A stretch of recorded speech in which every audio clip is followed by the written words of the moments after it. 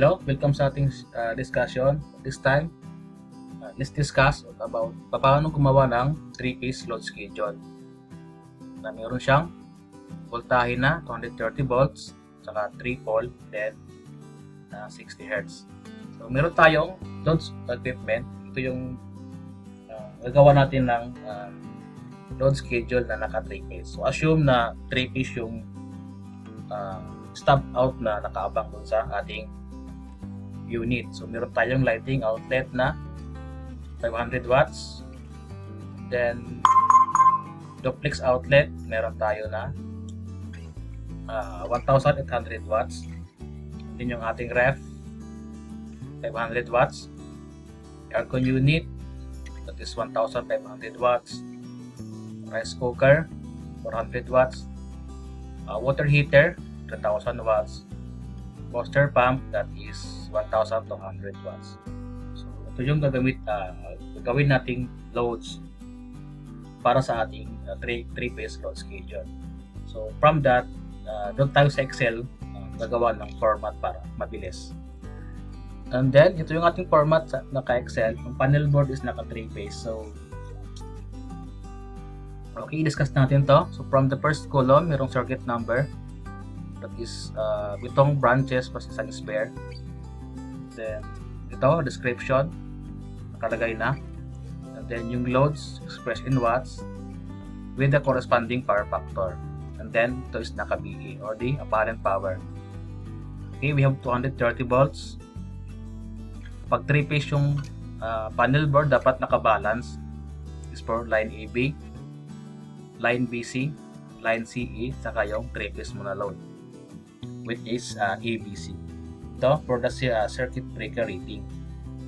And then, wire size, tsaka yung conduit. At the bottom is the feeder size computation, tsaka yung ating main protection. So, first is dapat malaman natin itong BE. So, to do that, it's just itong power na naka-watts, i-divide lang natin siya ng power factor. So, makuha mo na yung BE power or the apparent power. Okay, that is 500 divided by 1. And then, meron tayong answer. Okay. And then, so, after makuha mo na itong BE load na naka-BE, so, get the sum. So, meron to 9,432.03 BE. Or if kunin mo yung watt or true power, that is 9,400. And then, so to get for the current, it's just the BE power to divide mo siya ng 230. So this one is 500 divided by 230. 2.174. And then, i-balance mo na ito ngayon. Itong 1.8, divide mo siya ng 230. And then, for the line CE, that is 230. Okay, to be clear that itong ating C-bin load, is, lahat sila ay single phase. So, kaya dito sila nakalagay. Nakakabit. EB, BC, at saka C. Okay? And then, for the aircon unit, it's just BE over the 230. And then, for the rice cooker, 400 over 230. For the water heater, with 3,000. And then, for the booster pump, you can have this, and then 230. So, itong ating spare, so wala siyang, we do not know ano yung load ikakabit natin. It's just 500 over 230. And then, get the sum. Total mo na siya ngayon.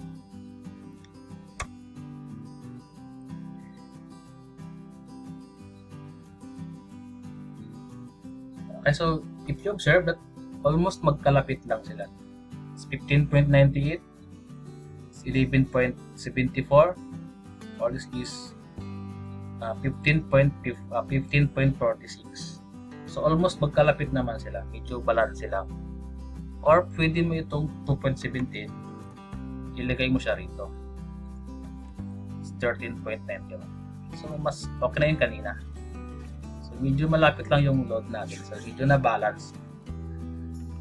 And then for the protection, okay, for lighting outlet, so we have 2.17 amperes. Probably we can use 15 amperes, but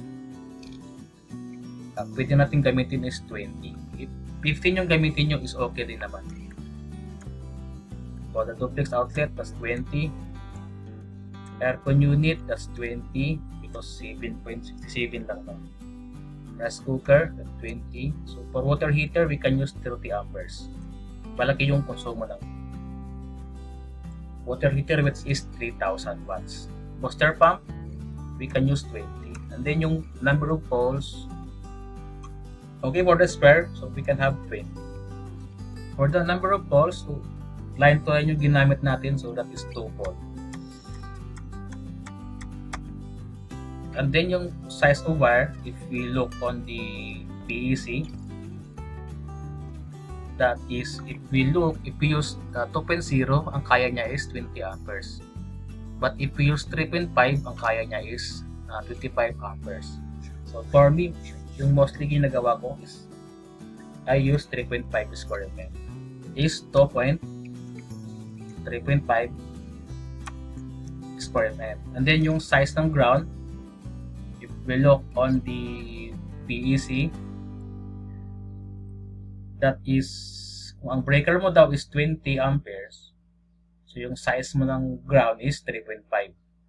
That is from PEC 2017, table 2.50.6.30. So that is isang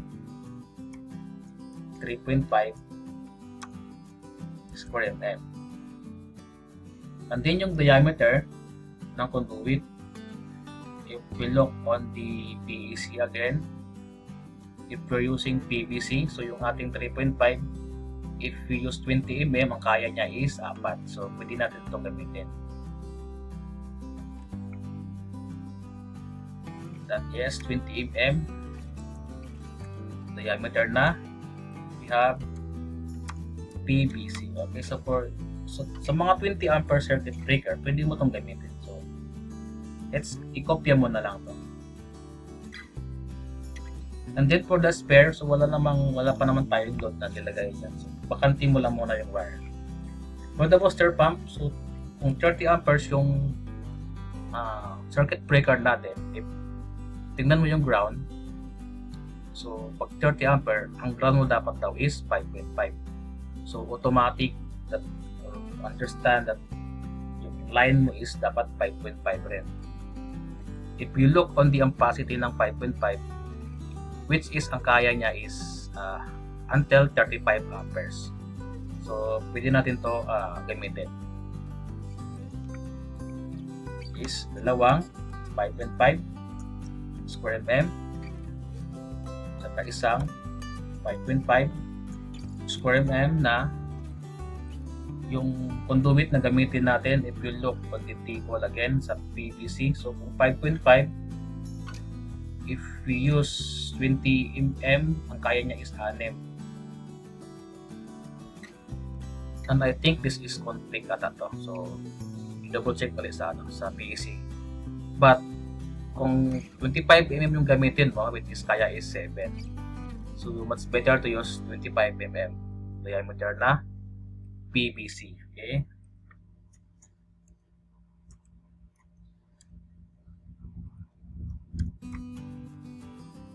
And then to solve for the, okay, we're done on the panel board. So yung size ng circuit breaker meron na, together with the size of wire.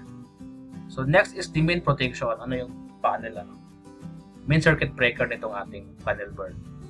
And then to do that, for the speeder size computation, so get the highest total rating. So ano yung mas mataas na rating sa kanila na naka-total.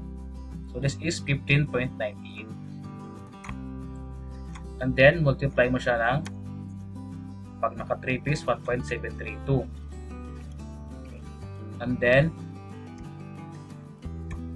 if meron tayong motor loads, so mag plus 25% tayo.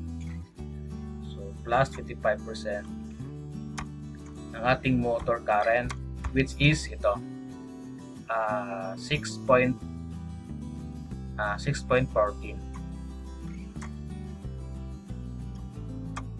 And then, if we do the calculator, okay, we can have on the Excel na lang. Ito, that's 15.98 times mo siya ng 1.732. And then, mag-add ka ng 25% sa highest motor current rating, which is 6.14. And then, kunin mo yung sum, itong dalawa, which is meron tayong 29.22 amperes. Okay, so the next, for the main protection, the next size up for 29 is 30. Or for future expansion, you can use 40 ampere.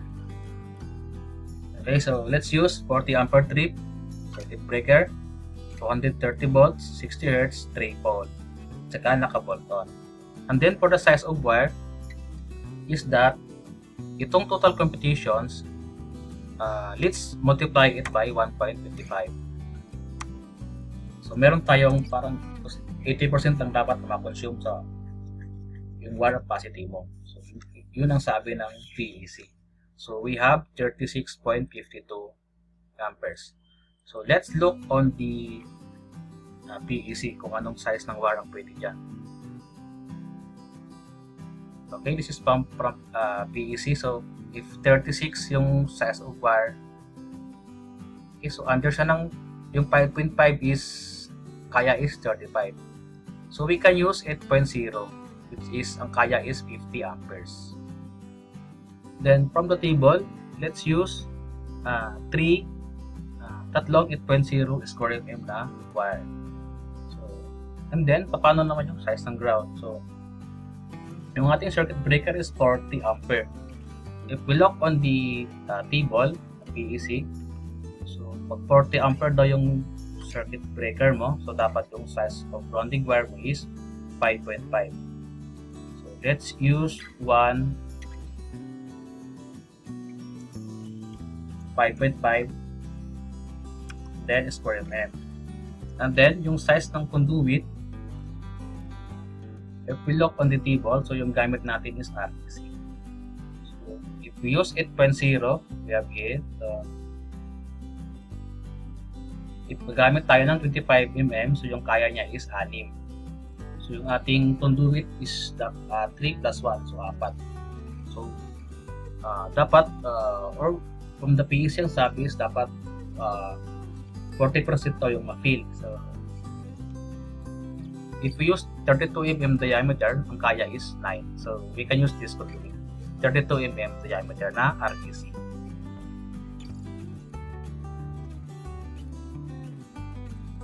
Okay, malinaw na 32 mm diameter na RTC. Okay, we're almost done with our discussions or load schedule na 3 phase. So, ganito lang magawa ng load schedule na 3 phase. Dapat mo lang malaman yung total wattage saka yung PE, apparent power. After that, i-balance mo to. So, lahat sila single phase. So, dito lang sila sa single phase na dito lang na bus bar. So, kung 3 phase ang load mo, dito mo ilagay. And then, after that, so kung single phase na naka 2 pole, so 2 ang gamitin natin. Pag single phase na 1 pole, so 1 lang yan.